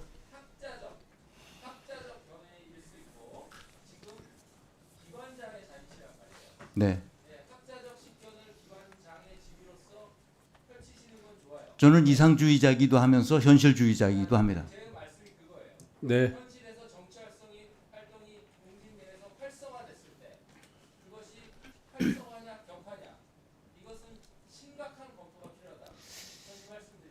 네. 이제 경험해 보시죠. 네. 그래요. 네. 알겠습니다. 네. 알겠습니다. 네, 두 분 좋은 말씀 또 아쉽습니다만은 여기서 좀 정리하도록 하겠습니다. 다음은 양분남 의원님 질의해 주시기 바랍니다. 예, 경찰청장 직무대행 예. 고생이 많습니다. 제가 오늘 증인대 3명을 신문했습니다. 제가 예. 역시 예상했던 대로 특검의 공소장과는 전혀 상반된 증언을 했습니다. 그러나 저는 그 증언을 통해서 의심이 더 깊어졌습니다. 첫째, 1차 첩보를 경찰청에 접수를 했더니 경찰청에서 공소시효가 문제되니 더 공소시효 있는 범죄를 찾아봐라 했다는 거 아닙니까? 그런데 1차 첩보 때 올렸던 도박 사실 외에 내가 무슨 자료가 있었냐고 물어보니까 요 PPT에 있었던 자료를 이야기했습니다. 도박자금 출처를 입수했다. 근데 도박자금 출처를 보면은 2009년도부터 2011년까지 약 100억이 넘는 헌금을 도박적으로 썼다는 이 자료를 입수했다는 거 아닙니까? 그 춘천서 직원이 이걸 보냈다는 거예요. 그럼 이건 공소시효가 살아 있어요. 특경법 횡령이. 그런데 왜 이게 공소시효가 넘었다고 이야기를 했는지가 첫째 의심이 가고요. 두 번째, 춘천서 직원이 어찌됐든 경찰청 본청에서 공소시효 살아있는 거 찾아봐라 했으니까 또 도박 공소시효가 살아있는 도박 범죄 사실을 찾기 위해서 이제 전화한 게 나오지 않습니까? 예. 근데 본인은 못 찾았다는 거 아닙니까? 근데 나는 찾았을 것 같아. 찾았기 때문에 공소장에 도박 공소 사실이 살아있는 2012년부터 21년까지 내사했다 중단했다는 말이 나온 겁니다. 또 하나, 내가 오늘 처음 들은 이야기인데 그 춘천서 직원이 뭐 가평, 통일교 횡령 범죄 사실을 입수해서 그것을 일반 범죄로 이 첩보로 처리했다. 나 오늘 언론에도 처음 나오는 이야기예요, 이게. 근데 이걸 어떻게 했는지도 아무 언론에 보도된 적도 없어요. 그래서 비록 이분들이 거짓 성충된 진술했지만 나는 더 확신이 온다 이게 의심스러워요. 그래서 이러한 부분에 대해서 우리 청장 직무대행께서 명백 밝혀야 됩니다. 예, 확인을 지금 안 하시고 계시는데. 예, 확인을 해보겠습니다. 잠깐만요. 계속해서 특검의 수사 중이다라고 변명을 드린다 이러시면 안 됩니다. 지금 안 하시는 건지 못 하시는 건지 내가 알 수가 없어요. 안 하든 못 하든 이건 직무유기예요. 그리고 제가 이것을 첫날부터 또 경찰청 국가부터 계속 이걸 흔들어간 이유가 있습니다. 저는 통일교와 지난 정권과 유착 정도를 비춰봤을 때 내사를 진행하다 중단됐던 게 단순한 경찰 내에서 결정된 문제가 아니라고 저는 확신을 가지고 있어요. 왜 경찰이 이 짐을 짊어지라고 하는 것이 나올 수도 없어요. 누가 오늘 이들이 공소장과는 상충된 증언을 하고 있지만 너무나 의심스러운 증언을 하고 한 겁니다. 공소시효가 살아있어요. 특경법 횡령에. 그런데 공소시효가 없어졌다고 이야기하고 공소시효 찾는 문제 사장이가 당연히 찾았기 때문에 공소장에 그런 게 없다고 이야기해요. 한 번도 안 되는 횡령 말도 나오고 일반법도 처리했다고. 그래서 우리 직무대행께서 이걸 밝히셔야 됩니다. 예. 밝히고 특검과 함께 수사를 공조를 하셔야 돼요. 예. 저는 지난 정권과 통일부와 유착관계 봤을 때는 경찰서에서 내사 진행 중단된 걸 보지 않아요. 나는 보다 더 큰 선에서 결정됐다고 생각. 왜 경찰이 이걸 짊어지고 있는지. 예, 제가 그 일반 첩보로 제출됐다는 부분은 저도 처음 확인을 했는데요. 그 본청에 제출된 부분은 저희가 확인을 했는데 내사가 진행이 안 됐고 춘천에서 시도청으로 일반 첩보로 제출된 부분은 저희가 더 추가로 확인을 하고 저희가 그 면밀히 확인을 해서 특검하고 협조할 부분은 협조하도록 하겠습니다. 예.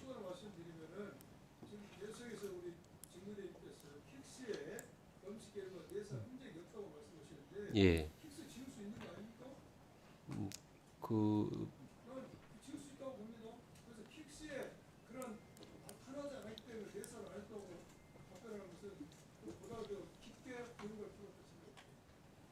일반 첩보로 제출됐다는 부분까지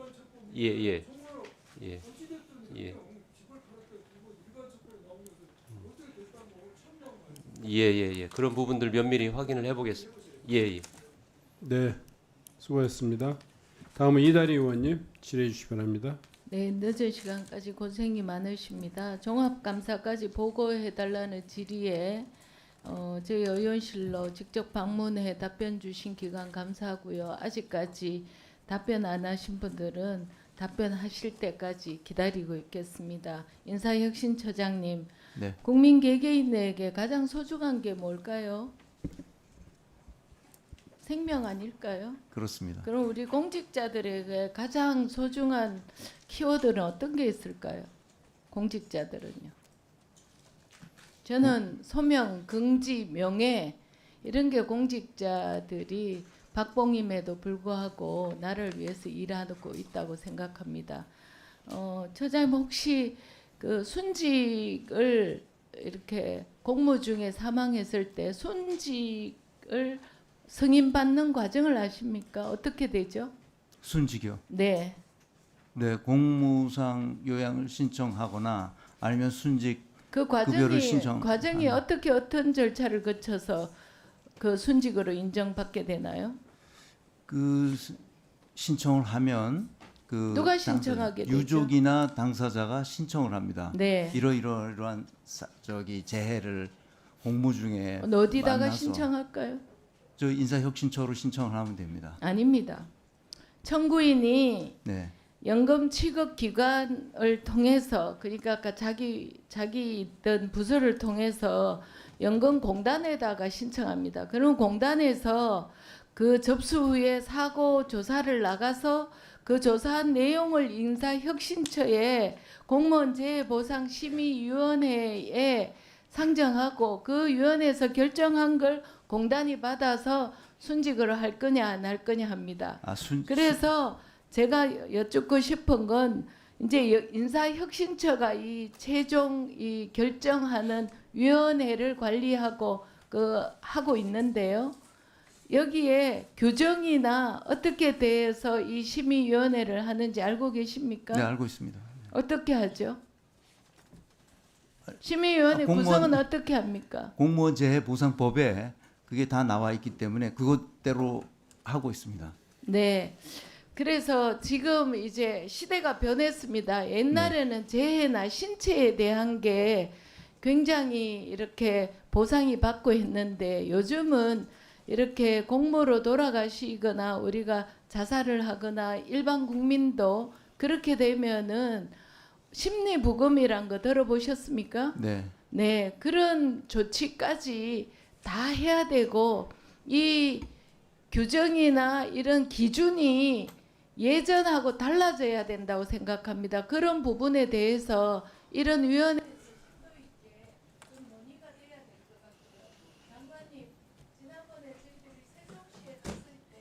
네.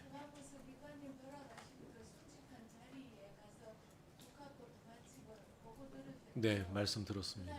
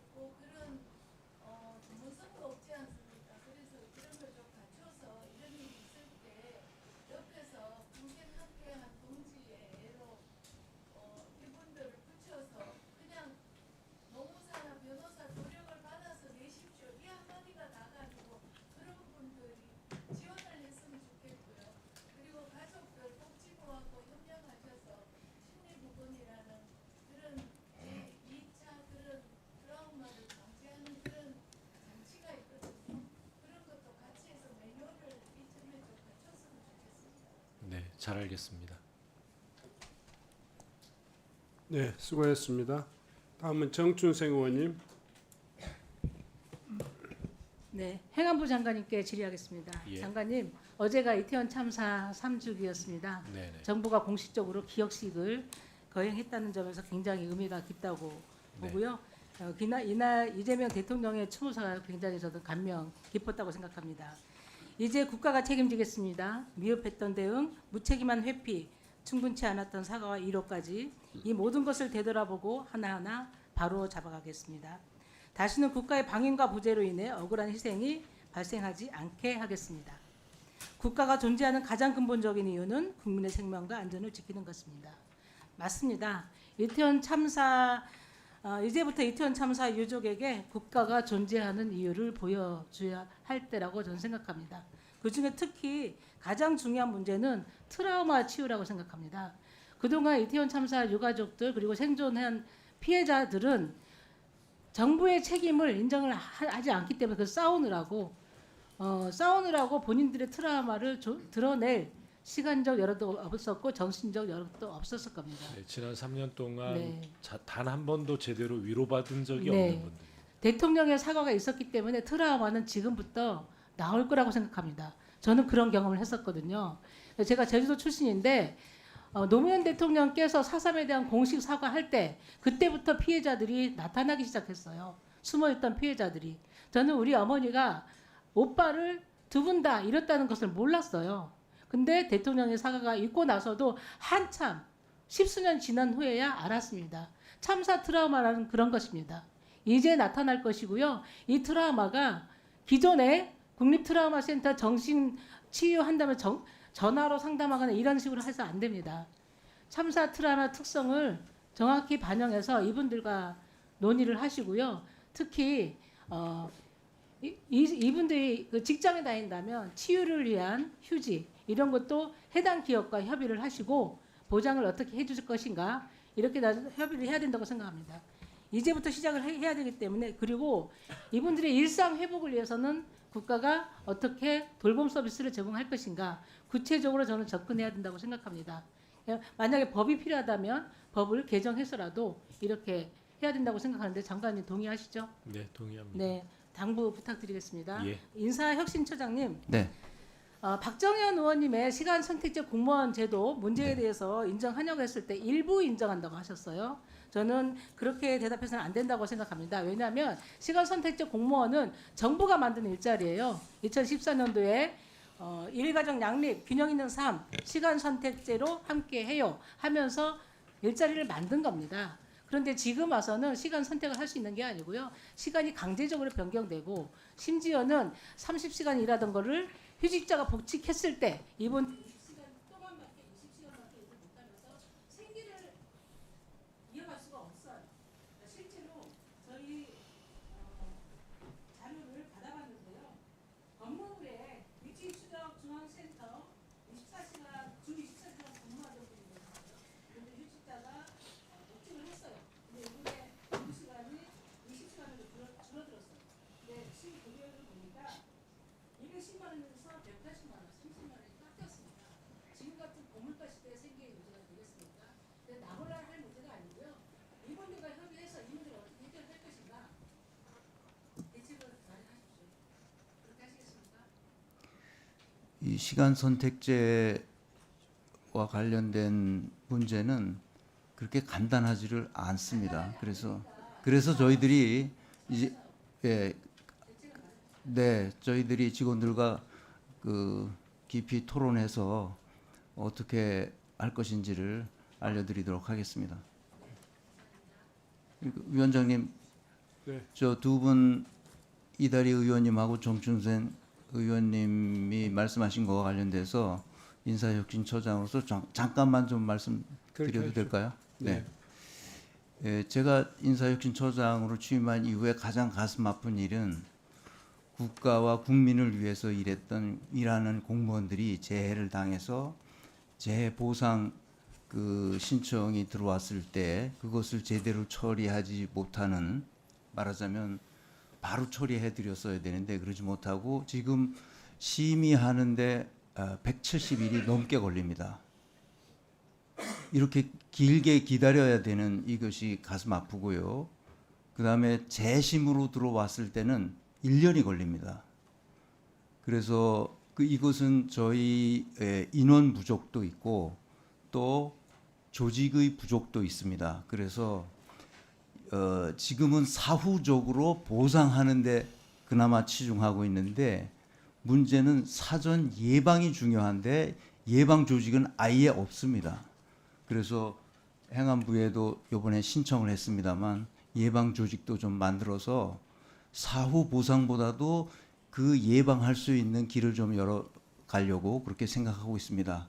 의원님들께서도 이렇게 좋은 지적을 해주셔서 우리가 국가를 위해서 일하고 국민을 위해서 봉사하던 공무원들이 더 이상 다치지 않도록 재해 보상을 신청하지 않도록 하는 사회를 만들었으면 좋겠습니다. 이상입니다. 네, 수고했습니다. 다음은 영혜인 의원님. 네, 저는 정당은 하나의 세계관이라고 생각하는 사람인데요. 다른 정당을 부속품 취급하는 발언에 유감을 표했습니다. 그 과정에 떼쓴다는 말이 좀 기분이 나쁘시다면 송구하게 생각합니다. 그러나 한 교섭단체가 일방적으로 국회법 절차를 무시하면서 의사진행을 방해하는 것, 그리고 그것이 여러 차례 반복되는 것은 저는 문제라고 생각하고요. 위원장님께서도 이를 감안하여 회의 진행을 해주시기를 요청드립니다. 장관님, 오늘 오전에도 그렇고 여러 번 이야기가 나왔는데 농어촌 기본소득 본사업을 행안부가 담당해야 된다라고 하는 오전의 답변은 지금도 변함없으시죠? 네. 네.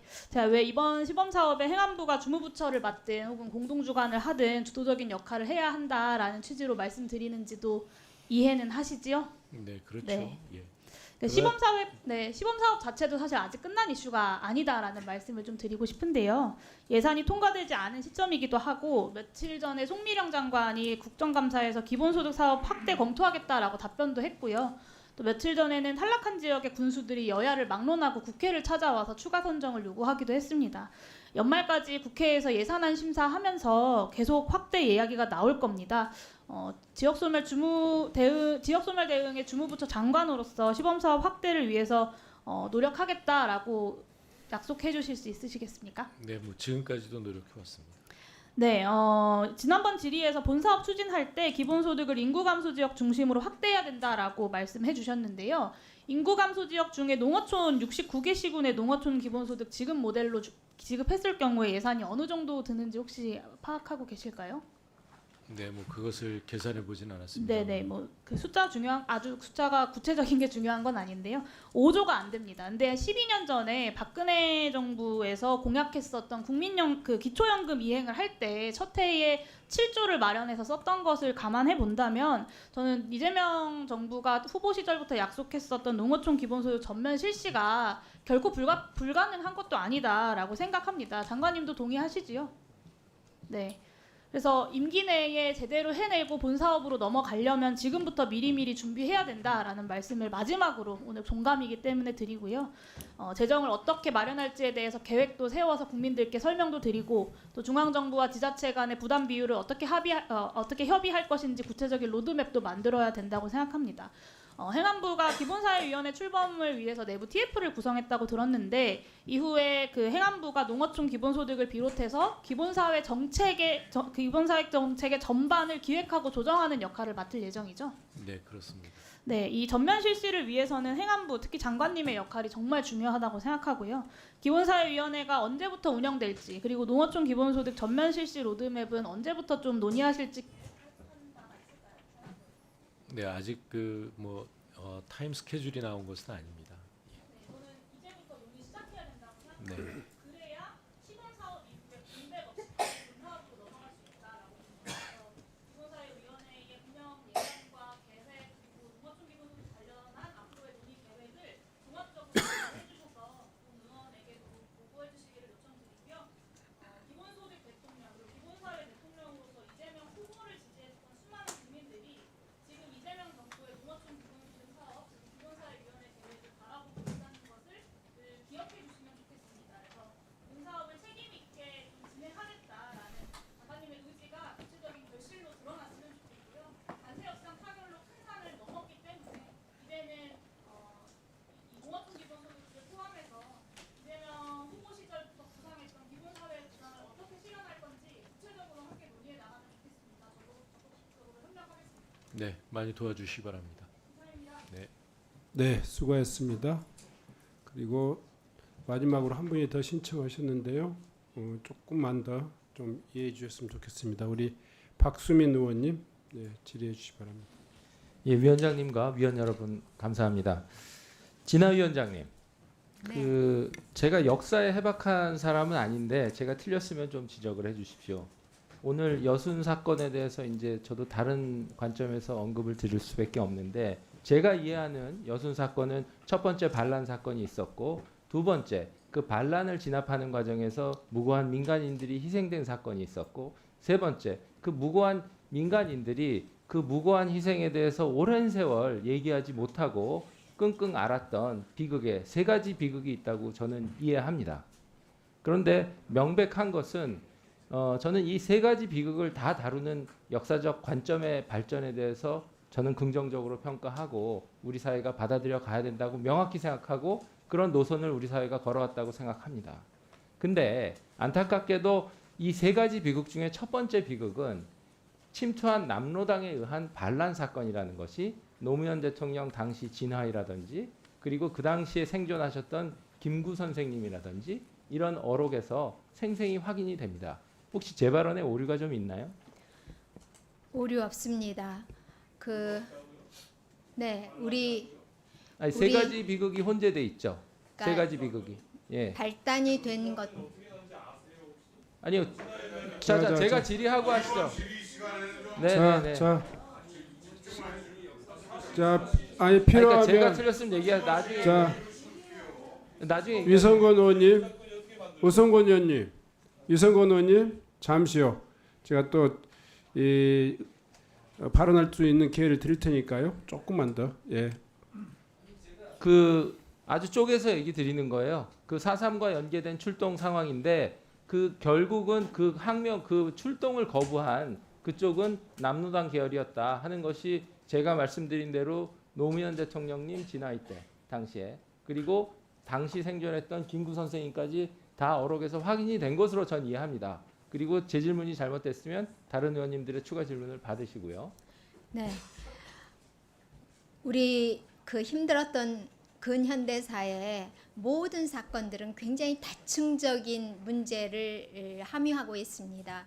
지금 말씀하신 여순 사건 맞는 말씀입니다. 처음에는 반란으로 시작을 했고 그것은 말씀하신 대로 김구 선생의 어록에도 그대로 남아 있습니다. 다만 그것이 이제 발전해 가면서 민간인들의 희생이 있었고 그 민간인들이 오랫동안 가슴에 담고 그것을 표출해내지 못했고 이제는 우리가 그 아픔을 같이 쌓아 안으면서 용서하고 화해하고 역사를 새롭게 그리고 있는 그대로 받아들이고 기록하는 이런 작업을 해야 된다라는 관점에서 저는 동의합니다. 예, 피해자들의 눈물을 담아 저희가 받아들이고 치유를 해야 되는데 네. 그것을 위해서는 진실인데 저는 그래서 굳이 세 가지 비극을 쪼개서 설명을 드린 거고 첫 번째 비극은 어쨌거나 침투한 남로당에 의한 비극이었다고 저는 배웠는데 최근에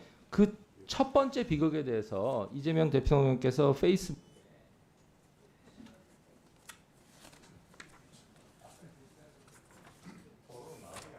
예, 그러니까 저는 1분 내에 끝내겠습니다. 네, 그대로 진행하시죠. 네, 그래서 근데 그 이재명 대통령님 페이스북에 그 첫 번째 비극이 국방경비대 14연대 장병 2,000여 명이 출동을 안 한 항명이 최근에 계엄 사태에서 벌어진 항명과 등가해서 설명을 하셨다고 전 이해를 해요. 근데 계엄은 저희 헌법재판소에서 위헌으로 판정을 했기 때문에 지금 계엄 상황에서 항명하고 순응하지 않았던 그 군인들의 모습이 일부 있었는데 그것은 존중받을 수 있다고 생각합니다. 대한민국 헌법 가치 속에서. 그러나 과거에 여순 사건에 대해서 첫 번째 비극에 대해서 그걸 등치로 하는 것이 맞느냐 하는 저는 질문을 진화위원장께 드리는 것이고 이것이 맞지 않다면 저희 사회가 치유해야 되는 역사적 비극을 치유하는 진실을 다루지 못하고 있다면 그것은 대통령께 얘기를 하셔야 된다. 오늘 이 말씀을 드리고 싶습니다. 견해를 주십시오. 시대가 다르고 그 당시의 여건이 다르고 결과가 다른 것이어서 그것을 똑같이 등치하는 것에는 분명히 문제가 있다고 생각을 하고요.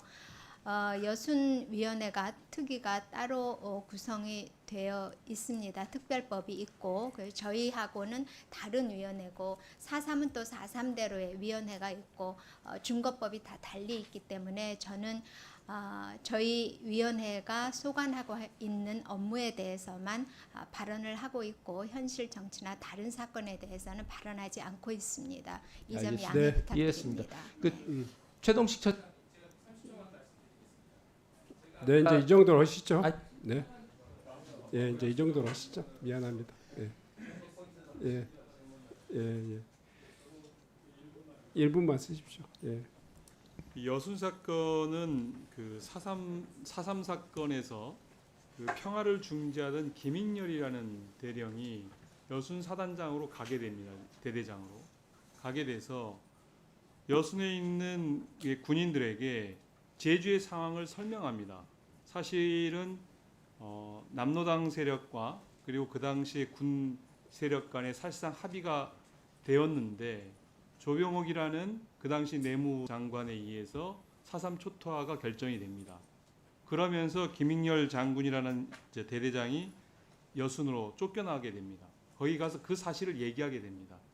그 얘기할 때 그것에 대해서 여순에 군대를 모은 이유는 4.3에 제주에 있는 이 사건을 쉽게 말해서 국민들을 우리의 군인을 동원해서 이거를 진압하려고 했던 것에 대해서 군인들의 정당한 항명이었던 거죠. 그런데 그것을 보는 관점에서 조병옥의 관점, 그 당시에 그 관점에서 보면 그것은 반란이었겠지만 국민들의 입장에서 주권자 입장에서 볼 때는 그거는 반란이 아니라 당연한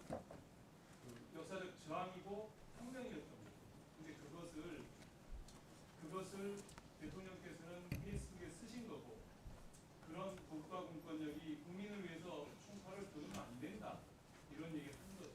그래서 사상자 여순 사건에 대해서 저나 야당 의원님들이나 같이 좀 공부를 할 필요가 있다라고 말씀을 드리겠습니다. 네.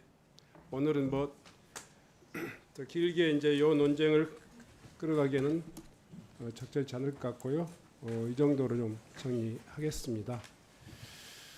저도 마지막으로 이야기할 것이 있었는데 더 이야기를 진행하다 보면 조금 여러분들 너무 오랫동안 기다리셔서 그 서면질이 비슷하게 한 1분만 쓰겠습니다. 네.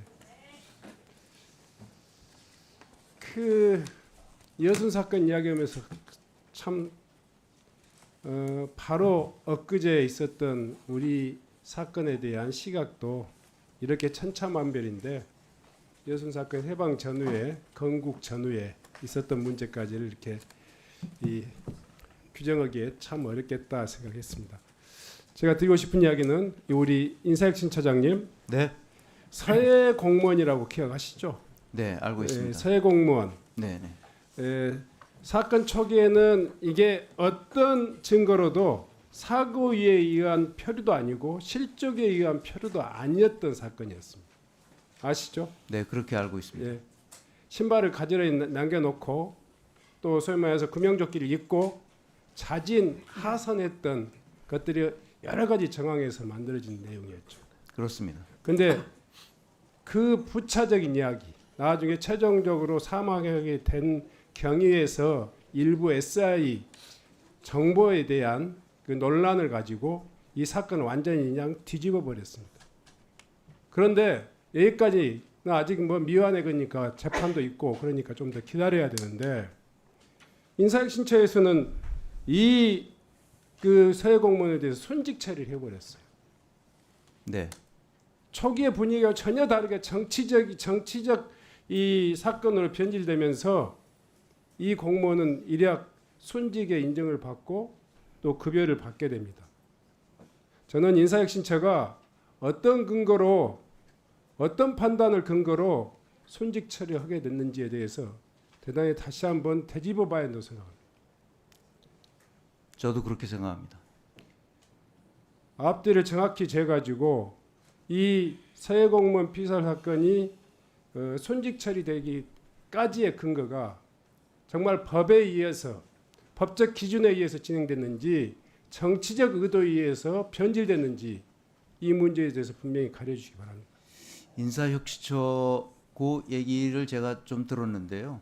그리고 저도 자세하게 조사를 해봤는데 인사혁신처의 업무는 뭐 수사기관도 아니고 조사할 능력도 없고 다만 공신력 있는 국가기관의 조사 보고서 이런 거를 참조해서 순직 신청이 들어왔기 때문에 공신력 있는 국가 보고서의 근거는 단지 월북의 직접적인 근거를 찾을 수 없다는 것이었지.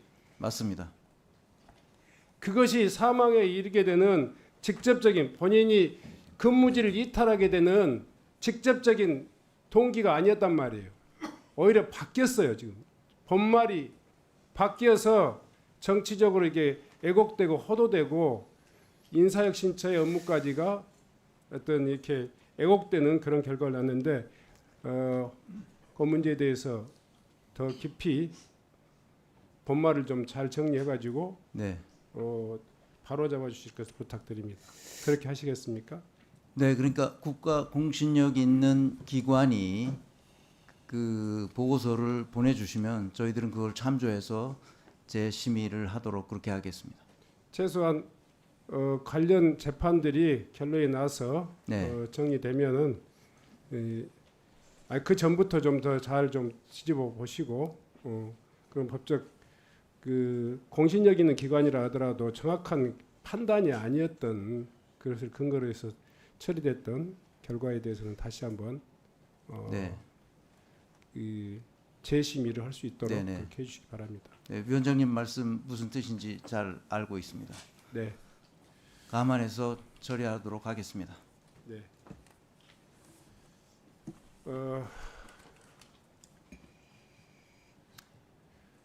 이상으로 질의를 마치고자 하는데 이의 없으시죠? 네.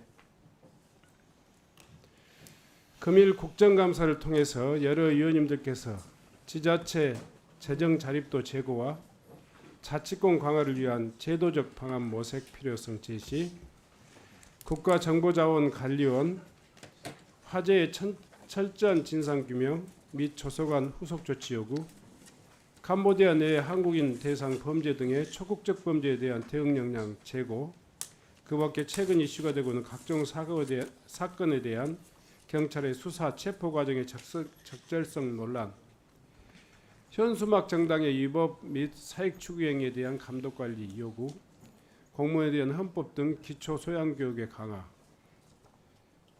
소방관 처우 개선 및 소방시설 장비 개선 필요성, 5.18 특조위 공고안의 재심의 및 지속적인 진상규명 활동 촉구 등에 대해서 질의하셨습니다.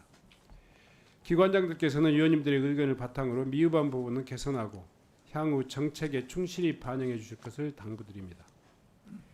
이것으로 3주간의 국정감사를 모두 마치겠습니다. 감사 기간 내내 내실 있게 질의를 준비하여 우리 위원회의 국감을 모범적인 정책 토론의 장으로 만들어주신 위원님들 여러분께 감사드립니다. 또한 감사에 성실하게 임해주신 각 기관장님들과 관계직원 여러분, 수석 전문위원을 비롯한 국회 공무원 여러분, 그리고 위원님들과 함께 고생해주신 보좌 직원 여러분께도 감사의 말씀드립니다. 감사 종료를 선포합니다.